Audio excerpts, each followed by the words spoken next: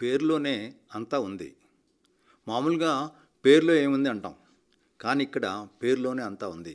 అది ఆపరేషన్ సింధూర్. దీనికి పూర్వాపరాలు విరివిగా ప్రచారం పొందినవే.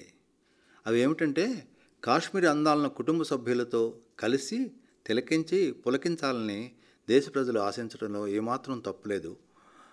ఒకప్పుడు బాలీవుడ్ అంతా కాశ్మీర్ అందాలనే మనకు చూపించేవారు. ఎన్నో సినిమాలు అక్కడ పాటలతో సహా షూటింగ్ జరుపుకున్నాయి. కానీ ఇప్పుడు జరిగిన తప్పు ఏమిటి? ఆ తప్పు ఎక్కడ జరిగింది, ఎవరు చేశారన్నదే ఈ ఆపరేషన్ సింధూర్కి నాంది. పెహల్గాం ప్రకృతి అందాలు, మంచు పర్వతాలు, దేవదారు వృక్షాలు, చిక్కటి పచ్చటి మైదానాలు, ఊలు కప్పుకున్న గొర్రెలు, నిద్దరి నది ప్రవాహం, చిన్న చిన్న గుర్రాల సవారీ, ఇవన్నీ పర్యాటకులను ఎంతగానో అలరిస్తాయి, ఆకర్షిస్తాయి. అలాంటి ప్రదేశం చూడకుండా కాశ్మీర్ యాత్ర ఎలా పూర్తవుతుంది? పూర్తి కాదు.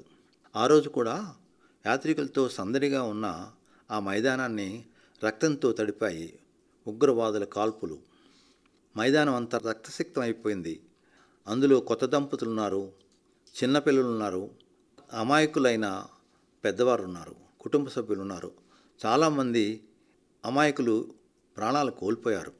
ఉగ్రవాదులు మీరెవరు అని అడిగి మరీ కాల్చి చంపారు. దేశమంతా నివ్వెరపోయింది. రేపో మాపో కాశ్మీర్ వెళ్ళదలిచిన వారు ఉలిక్కిపడ్డారు. అలాగే నిన్నో మొన్నో వెళ్ళిన వారు భయంతో వణికిపోయారు. ఈ బాధ దేశ ప్రజలను బలంగా కమ్ముకుంది. అయితే అప్పటి నుండి 10 రోజుల్లో ఒక ప్రకటన అదే దేశ ప్రజలకు ఒక విశ్వాసాన్ని, ఒక ధైర్యాన్ని, గగురుపాటును కలిగించింది. అదే ఆపరేషన్ సింధూర్. పేరులోనే అంతా ఉంది అన్నాం కదా. ఆ పేరు పెట్టిన వ్యక్తి దేశ ప్రధాని నరేంద్ర మోదీ. అశ్వమేధాన్ని వదిలినట్టు ఆపరేషన్ సింధూర్ని త్రివిధ దళాలకు అప్పగించారు. మన వాయుసేన, నౌకాయాన సేన, సైనిక సేన తర్వాత ఏమి చేశారో మనకు తెలియంది కాదు. అయితే మనం మాధ్యమాల్లో చదివినట్టు, టీవీలో చూసినట్టు ఇది అంత తేలిక విషయం కాదు. త్రివిధ దళాలు ప్రణాళిక రచించడానికి 3 రోజులు కూడా పట్టదు. అమలు పరచడానికి వారం రోజులు సరిపోతుంది. శత్రువుల నడ్డి విరచడానికి, వాళ్ళు కాళ్ళబేరానికి రావటానికి 10 రోజులు సరిపోతుంది అని ఎవ్వరూ ఊహించి ఉండరు. కానీ ఇక్కడ జరిగింది ఏమిటి? ఉగ్రవాదుల స్థావరాలని నేలమట్టం చేయటం, వారికి వెన్నుదన్నుగా ఉన్నవారిని వెన్ను విరచటం, వాటన్నిటికీ మూలమైన పాకిస్తాన్ మిలిటరీ నేతల నమ్మకాలను బుగ్గిపాలు చేయటం, వీటన్నిటికీ సూత్రధారి మన ప్రధాని. దేశ ప్రజలు పెహల్గాం దాడులకు భయపడి నివ్వెరపోయారు. అదే దేశ ప్రజలకు ఆత్మవిశ్వాసం కలిగించింది. దేశాన్ని, ప్రజలను కాపాడగల నాయకుడు ఉన్నాడని, సైన్యం ఉందని, ప్రాణాలర్పించే సైనికులు ఉన్నారని నిరూపించింది ఈ ఆపరేషన్ సింధూర్. ఇందులో ముఖ్యమైన అంశాలు కొన్ని గుర్తు చేస్తాను. పాకిస్తాన్ ఆక్యుపైడ్ కాశ్మీర్లో ఉన్న 13 ఉగ్రవాద స్థావరాలని అగ్గిపాలు చేశారు. కరాచీ రేవుని కకావికలు చేశారు. వారి అణు ఆయుధాలున్న కిరాణా కొండల్ని పిండి చేసి వదిలారు. పాకిస్తాన్ ప్రధాని నివాసం ఉంటున్న భవనానికి 10 కిలోమీటర్ల దూరంలో బాంబు దాడులు చేసి భయభ్రాంతులను చేశారు. ఇవన్నీ కూడా ఒక్క నష్టం, ఒక్క ప్రాణం పోకుండా చేయటానికి ఎంతటి నిబద్ధమైన ప్రణాళికలు అవసరమో మనలాంటి సామాన్యులకు అవగాహనకు రాదు. దురదృష్టవశాత్తు వార్తా మాధ్యమాలు కూడా నిజాల కంటే ఊహాగానాలే ఎక్కువగా చూపుతున్నాయి. అయితే ఒకసారి కాల్పుల విరమణ అనేసరికి దేశ ప్రజలు ఒక రకమైన నిస్తేజానికి గురయ్యాయని చెప్పాలి. వారి కోపమంతా చల్లారలేదు. ఉగ్రవాదుల్ని ఇంకా శిక్షించాలి, శత్రువుల్ని ఇంకా శిక్షించాలి, మా కోపం చల్లారలేదు అన్నట్లు భావించారు.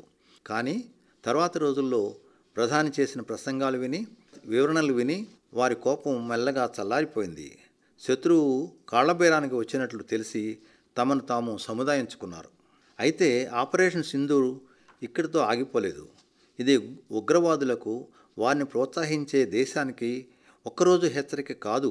వారు ఎప్పుడు తప్పుడు ఆలోచన చేసినా ఆపరేషన్ సింధూర్ పేరు గుండెల్లో గుబులు పుట్టిస్తుంది. అయితే క్షేత్రంలో విజయంతో ఆగిపోయారా ప్రభుత్వం? లేదు. 75 మంది దౌత్యవేత్తలను పిలిచి వారికి జరిగినదేమిటో, ఉగ్రవాదులను ఎవరు పెంచి పోషిస్తున్నారో, వారి భరతం భారత ప్రభుత్వం ఎలా పట్టిందో విజయాల వీడియోలతో సహా వివరించారు. ఇంట గెలిచి రచ్చగెలవటం అంటే ఇదే కదా. కానీ ప్రధానికి ఇది కూడా చాలదనిపించింది. అన్ని ప్రజాస్వామిక పార్టీల లోక్సభ సభ్యులతో బృందాలను ఏర్పరిచి, అటువంటి బృందాలు 7-8 పైగా ఒక్కొక్కళ్ళు 10 మంది లోక్సభ సభ్యులతో ఏర్పరిచి ముఖ్యమైన దేశాలకు పంపిస్తున్నారు. ఆ దేశాధినేతలకు భారత్ ఐక్యంగా ఉంది, ఎటువంటి భిన్నాభిప్రాయాలకు తావు లేదు, ఉగ్రవాదుల విషయంలో దేశమంతా ఒకే తాట మీద ఉన్నది అని తెలియచెప్పడానికి ఈ బృందాలు అక్కడే ప్రధానమంత్రుల్ని దేశాధ్యక్షులను కలిసి చెప్తాయి. వివరించడానికి, దౌత్యపరంగా విజయం సాధించడానికి ఇది చాలా ముందు చూపు. ఇది కూడా ఆపరేషన్ సింధూర్లో భాగంగానే ప్రధాని చెప్తున్నారు. దేశ ప్రజలకు విశ్వాసాన్ని అన్ని విధాలా ఇనుడింపజేశారు ఈ అన్ని పై కార్యక్రమాలన్నిటితో. ఇప్పుడు ప్రజలు మళ్ళీ క్రికెట్ ఆడుకుంటున్నారు ఫ్లడ్ లైట్లలో. సమర్థుడైన పాలకుడు, ముందు చూపున్న నాయకుడు తమకు ఉన్నాడనే నమ్మకంతో. ఇంతకు పూర్వం జరిగిన 3 సంఘటనలు మనం గుర్తు చేసుకుందాం. కార్గిల్ యుద్ధం, అది పాకిస్తాన్ ప్రేరేపిత యుద్ధమే, ఎటువంటి సందేహం లేదు. భారత జవాన్లు విజయం సాధించి పాకిస్తాన్ని మట్టి కరిపించారు. ఆ తరువాత జరిగింది పుల్వారా సంఘటన. ఆ సంఘటనలో ఉగ్రవాదులు జవాన్లను దారుణంగా బాంబులు పెట్టి చంపారు. అటువంటి దురదృష్ట సంఘటనలు. అయితే దీనికి ప్రతీకారం సర్జికల్ స్ట్రైక్స్ పేరుతో ఉగ్రవాద స్థావరాలను, పీఓకోలి ఉన్న వాటిని నాశనం చేశారు. ఇక మూడవది పెహల్గాం పైశాచిక దాడి. ఈ దాడిలో 26 మంది అమాయకులైన భారత పౌరులు నెత్తుటి మడుగులో ప్రాణాలు కోల్పోవటం. ఇక్కడ చూడండి, మొదటి కార్గిల్ యుద్ధం LOC లైన్ ఆఫ్ కంట్రోల్ దగ్గరే జరిగింది. రెండోది POK అంటే పాకిస్తాన్ ఆక్యుపైడ్ కాశ్మీర్లో చేశారు.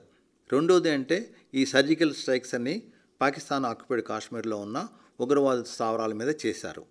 ఇప్పటి ఆపరేషన్ సింధూర్ పాకిస్తాన్ అడుబొడ్డున విధ్వంసం సృష్టించింది.